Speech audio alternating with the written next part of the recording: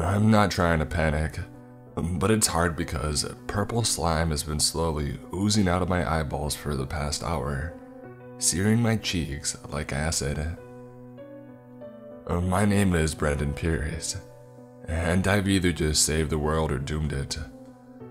The horrible ocular discharge could, after all, be merely a side effect of the vaccine. Like a slight fever after a flu shot.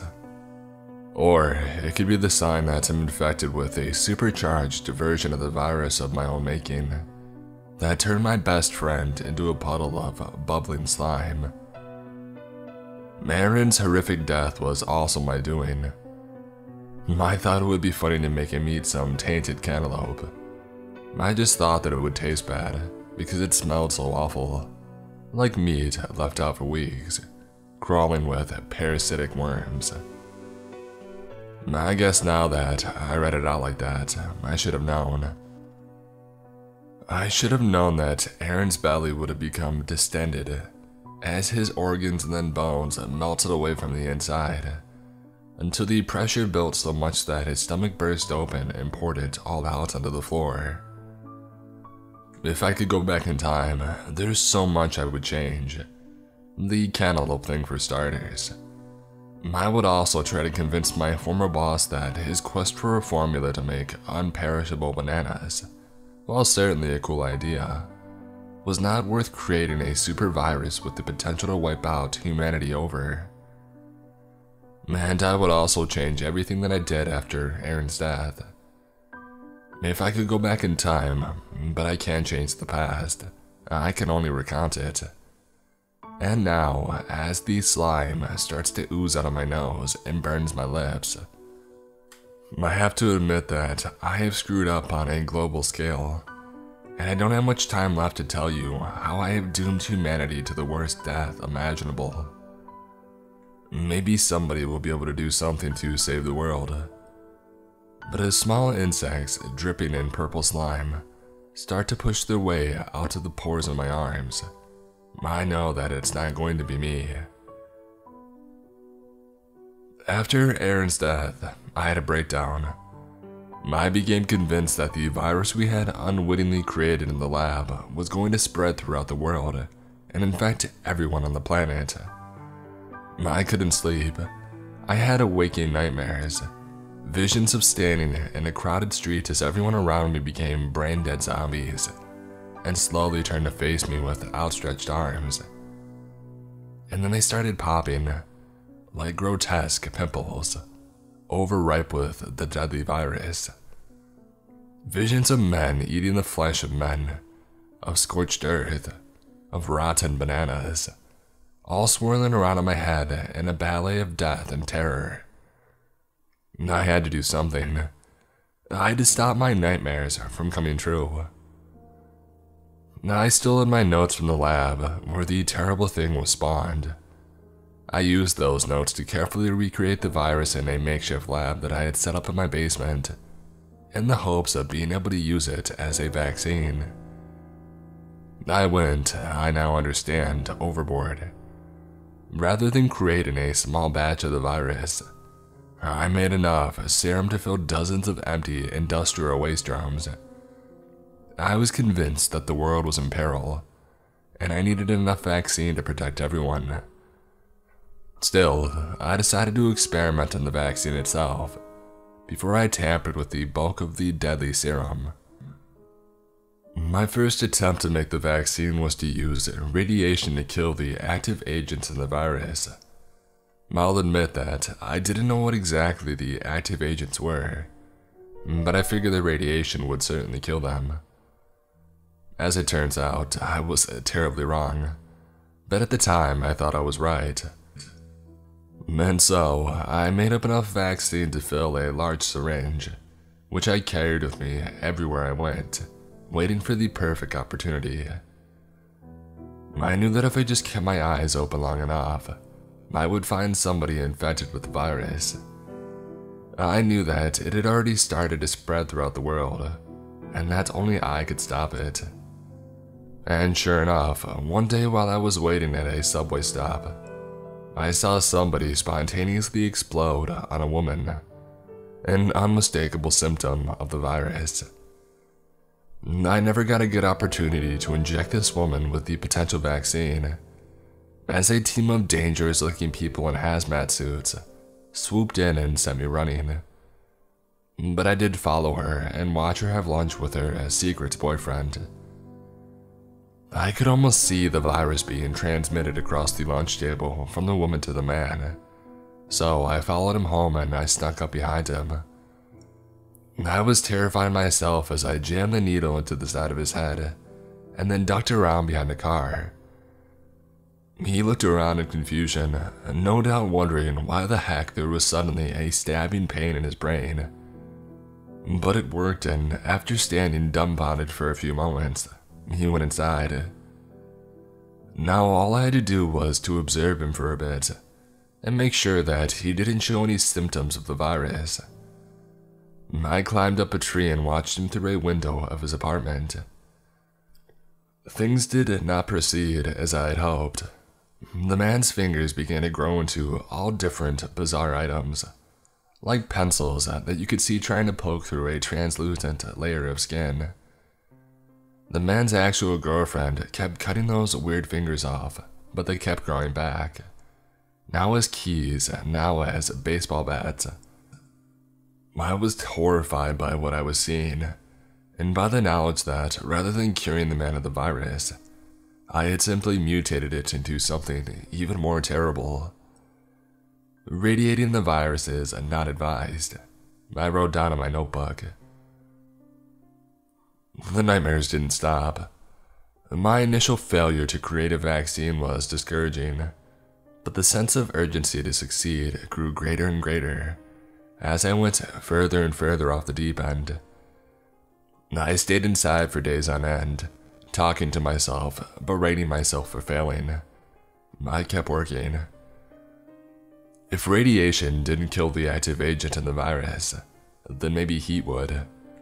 So I set to work, boiling a sample of the serum with scorching heat until I was sure that the active agent was dead.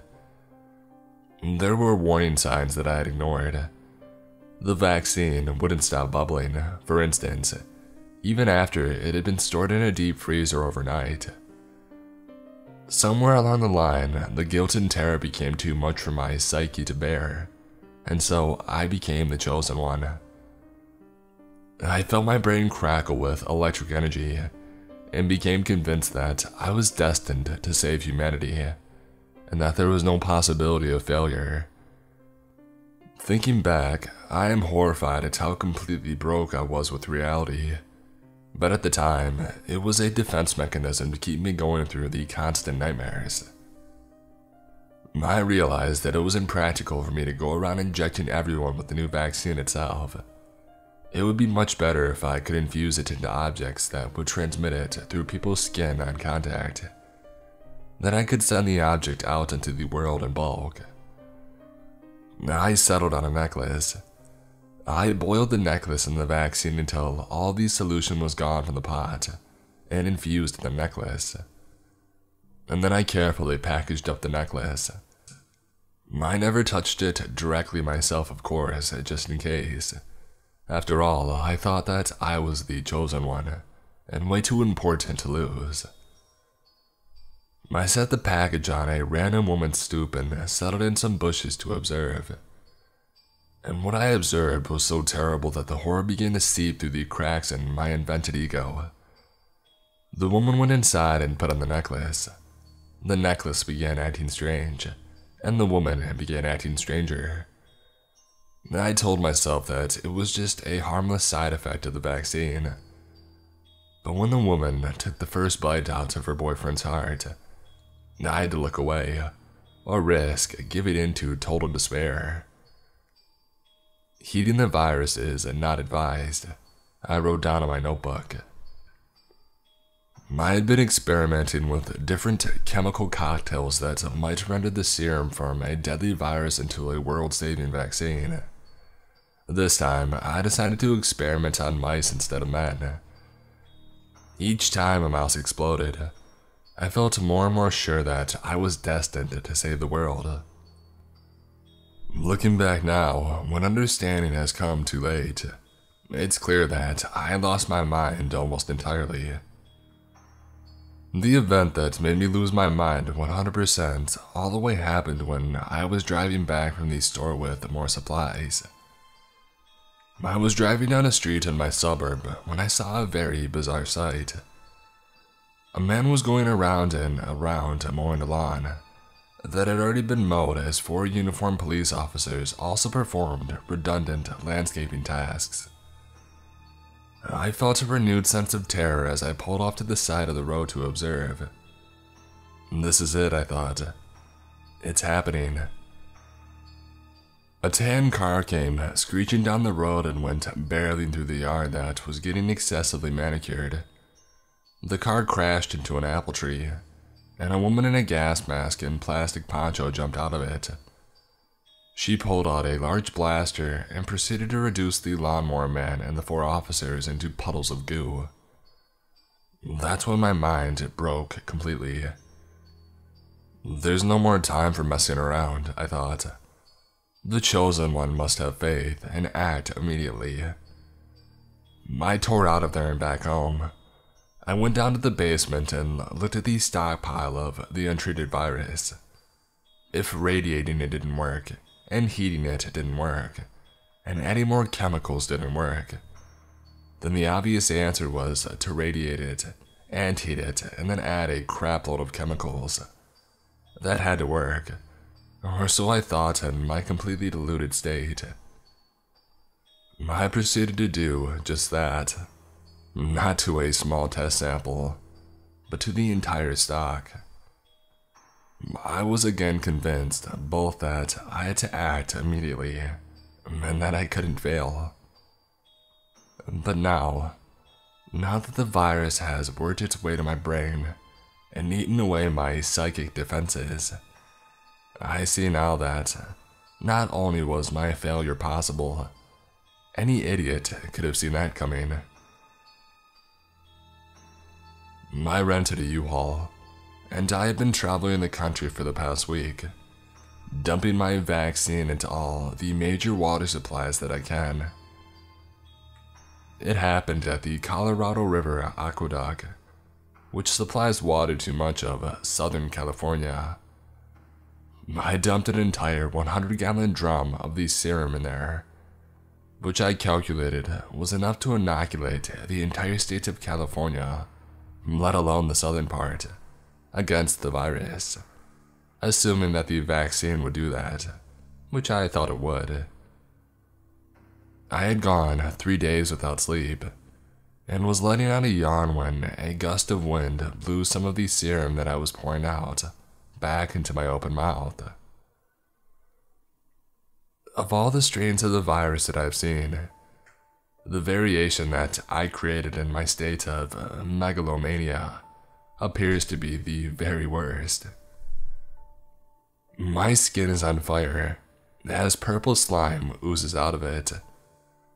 Bugs and worms are crawling out of every hole in my body, no matter how small. A tentacle has emerged from my throat and is feeling around in the air, hungry. I am oh so hungry, and I know what I'm hungry for too, somehow. I'm hungry for people.